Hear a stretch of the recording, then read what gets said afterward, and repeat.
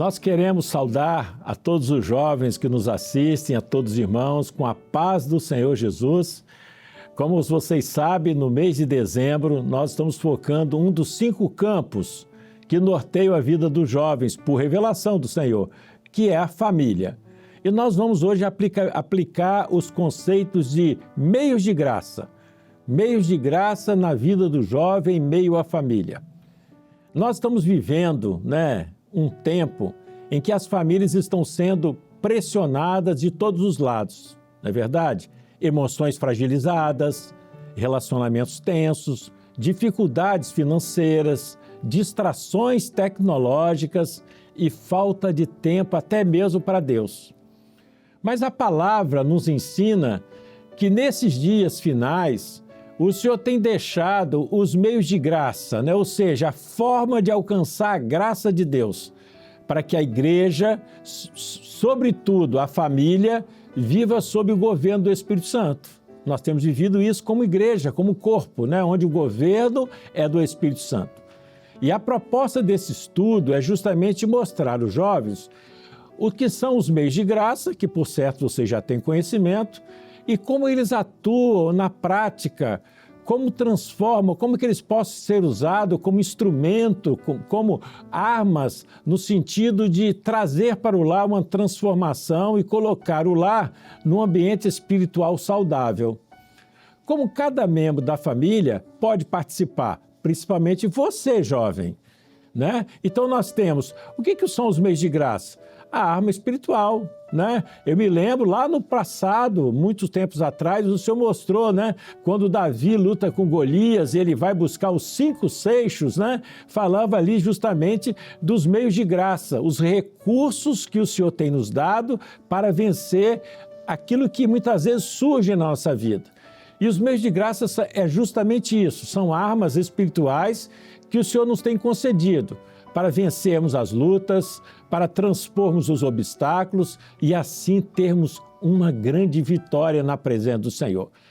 Como está escrito na palavra de Deus, Diz isso, pois a nossa luta não é contra a carne e o sangue, mas sim contra os príncipes das trevas desse século, contra as hostes espirituais da maldade nos lugares celestiais. Efésios 6:12. Os meios de graça, os meios de vitória, não são carnais, não é verdade? Porém, como está registrado em 2 Coríntios 10:4, que diz assim: as armas da nossa milícia não são carnais, mas sim poderosas em Deus para a destruição das fortalezas. Então nós temos esse conceito bem definido sobre os meios de graça, sobre os recursos que Deus deu para você, para nós como igreja, a você jovem, para você ver isso acontecer. E é importante nós vivermos isso. E uma coisa nós aprendemos, que os meios de graça, eles só funcionam com a ação do Espírito Santo. Não são rituais, não são obrigações religiosas, não são recursos, mas sim são recursos vivos, revelados. E nós sabemos quais são os 5. Vocês lembram? Oração, o louvor, a madrugada, o jejum e a palavra. Que maravilha, Deus descortinou para nós esse segredo, E por que a família precisa desses meios de graça, desses recursos?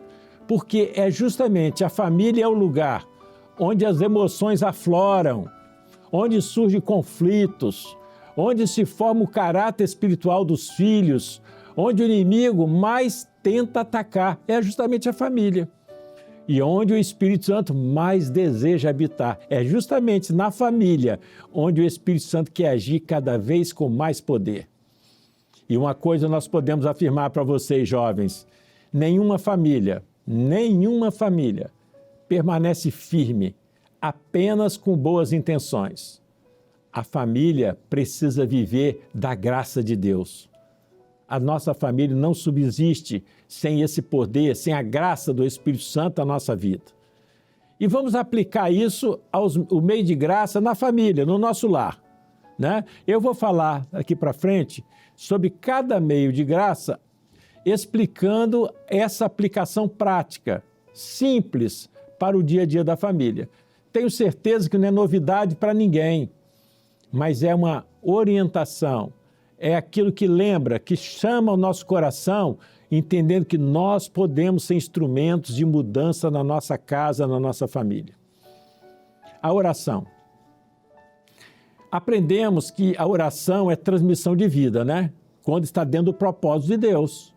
Então, a transmissão. O próprio Senhor Jesus, quando ensinou sobre oração, ele falou, Pai nosso que está no céu, santificado seja o vosso nome. Ele dizendo o seguinte, que quando nós oramos, nós transferimos aquilo que é a minha necessidade, a sua necessidade, para quem detém todo o poder, que é o Pai Celestial.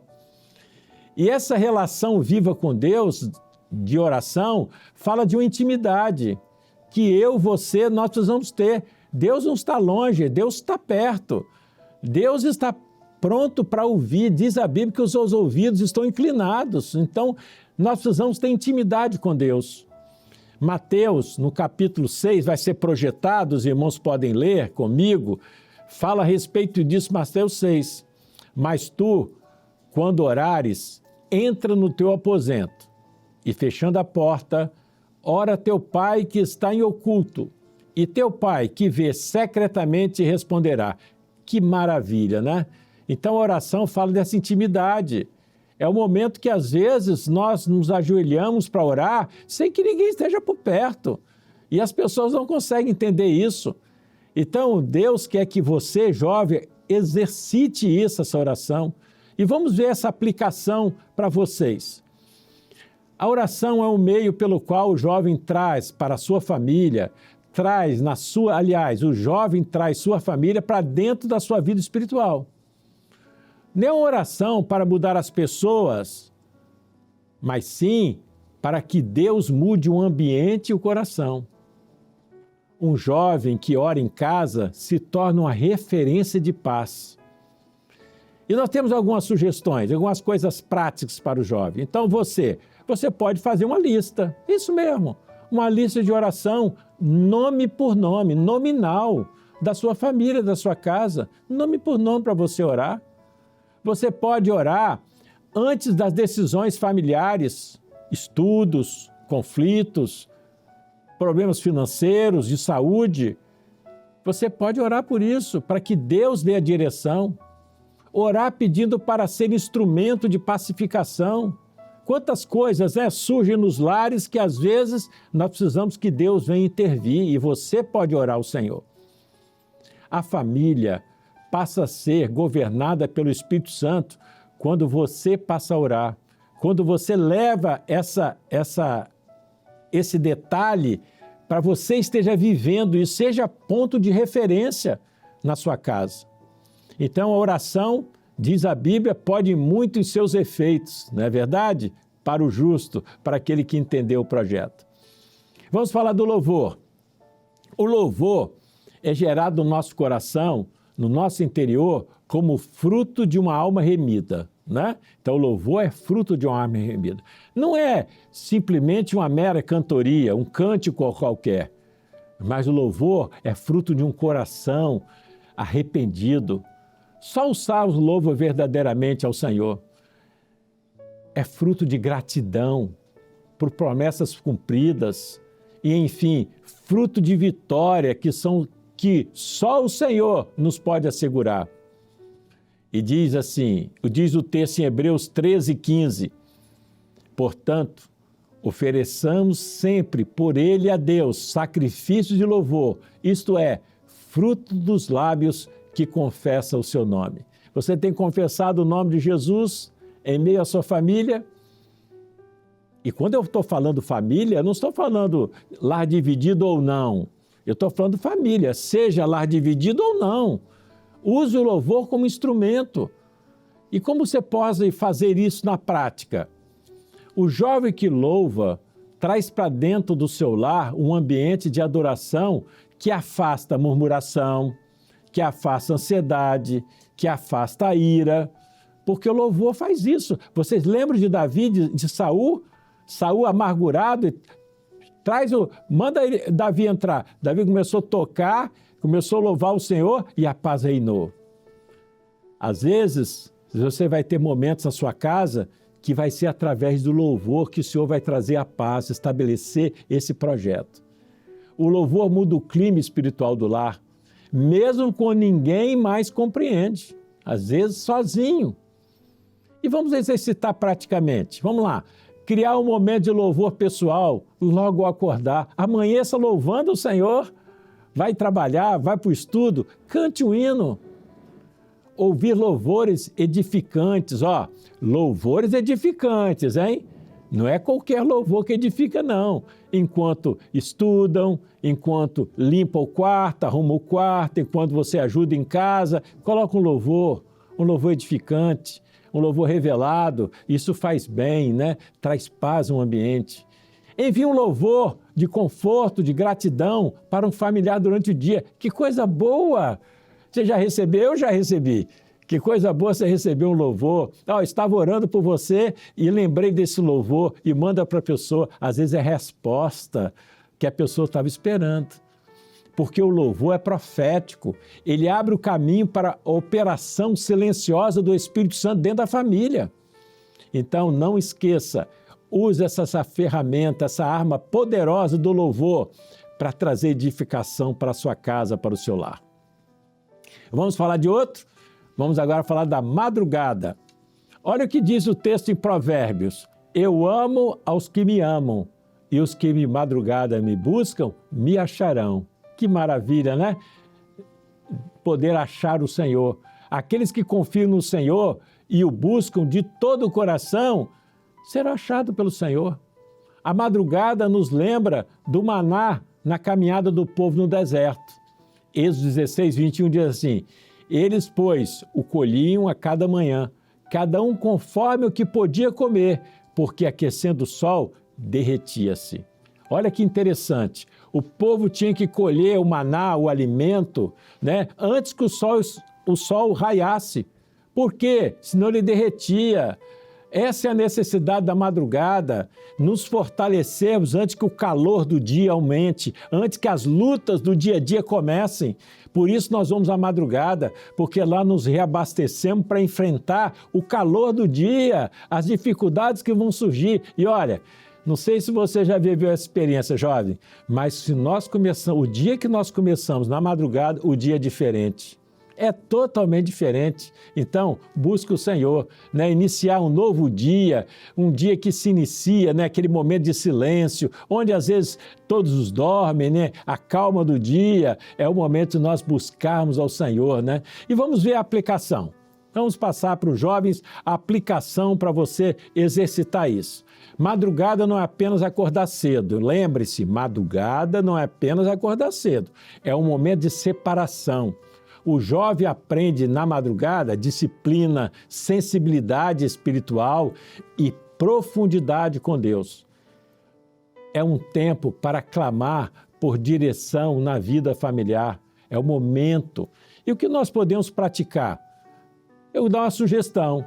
Acorde 10 minutos antes do habitual, no mínimo 2 vezes por semana, né, para orar pelo lar. Acorde mais cedo, né? Vai para a faculdade, vai para a escola, acorde um pouco mais cedo para tirar um momento de oração pela sua casa, sua família. Clamar especificamente por cura emocional, por proteção, por salvação da família. Outro detalhe, meditar em um versículo e pedir que Deus revele como aplicá-lo em casa naquele dia. Você já fez isso? Pede um texto ao Senhor e fala, Senhor, como que eu posso aplicar isso? Às vezes é uma palavra de encorajamento, às vezes é uma palavra de alerta, não é verdade? A madrugada é um momento de visitação. Nós temos muitos testemunhos na igreja que mostram que é justamente nesse horário da madrugada que Deus mais se revela, que Deus livra, que Deus responde à oração. Então, use esse meio de graça no seu lar e você vai ter muito resultado. Vamos falar agora de jejum. O jejum quer dizer não é simplesmente parar de comer, né? Tem outro enfoque muito importante.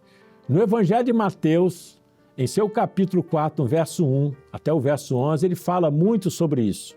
Nos diz a palavra que Jesus, depois de jejuar 40 dias, passou por uma prova muito intensa e teve vitória completa. Sabe por quê? Porque ele estava em jejum, ele estava em comunhão com o Pai.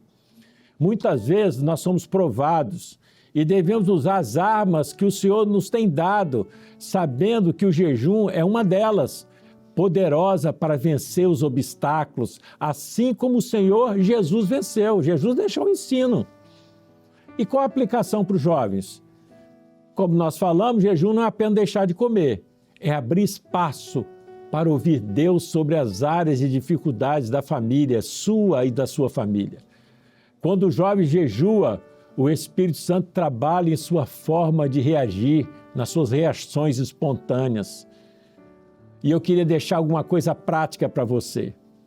Jejuar por situações específicas, como conflitos, situações adversas na família, salvação, restauração de diálogo. Muitas vezes acontecem esses atritos. No período de jejum, pedir que Deus trate primeiro suas próprias reações antes de pedir mudança nos outros.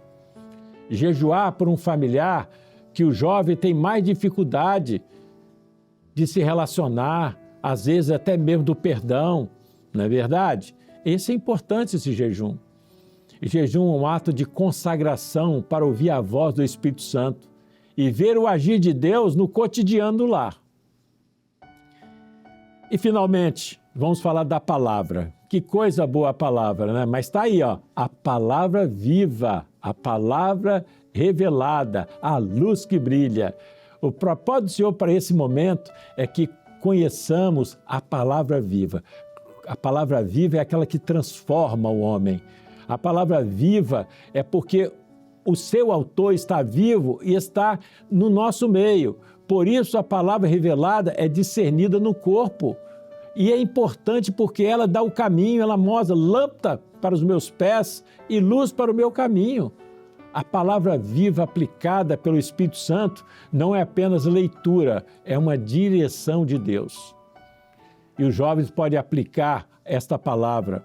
A palavra dá direção para lidar com os conflitos, com os limites, com a honra e perdão. Jovens que se alimentam da palavra se tornam o ponto de equilíbrio espiritual da casa. Sabia disso? Como sugestão, eu vou deixar aqui, ó, ler diariamente um capítulo dos Evangelhos e perguntar como isso se aplica na minha família hoje. Memorizar versículos que ajudam no caráter, na paciência, na mansidão, no domínio próprio. Compartilhar um versículo com a família de forma natural. Que coisa maravilhosa! Se o Senhor te deu, esquentou o seu coração, pegue aquele texto e manda para a sua família. Diariamente separe 5 minutos de leitura antes de dormir, no acordar. Participar das escolas bíblicas dominicais, não pode faltar na vida do jovem isso, nos cultos de doutrina, conversar no lar, com a família, sobre o que você aprendeu, isso é muito importante, compartilhe isso.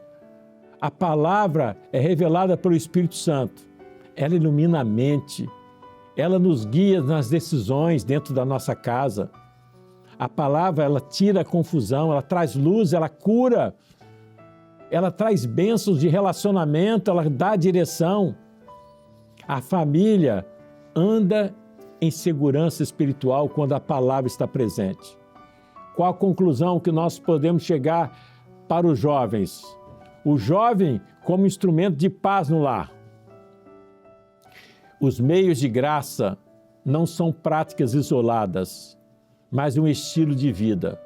Quando o jovem vive esses 5 caminhos, esses 5 meios de graça espirituais na vida dele, a oração muda o ambiente, o louvor muda a atmosfera, a madrugada aprofunda a comunhão, o jejum muda o coração e a palavra muda o comportamento.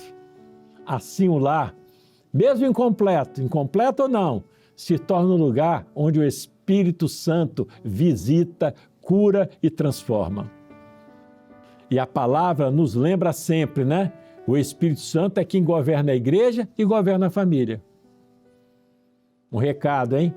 Quando o jovem vive os meios de graça, ele se torna uma luz dentro do seu próprio lar, preparando para a grande promessa. E qual a promessa? O arrebatamento da igreja. Então, jovens, esse ensino hoje é para que você coloque em prática, exercite isso. Sabe, o mais beneficiado vai ser você, vai ser a sua casa, vai ser a sua família. Que Deus possa vos abençoar grandemente e que você possa usar esses recursos da graça em favor da sua família e assim ver a bênção de Deus. Fiquem com Deus, nos encontramos na próxima. A paz do Senhor Jesus a todos.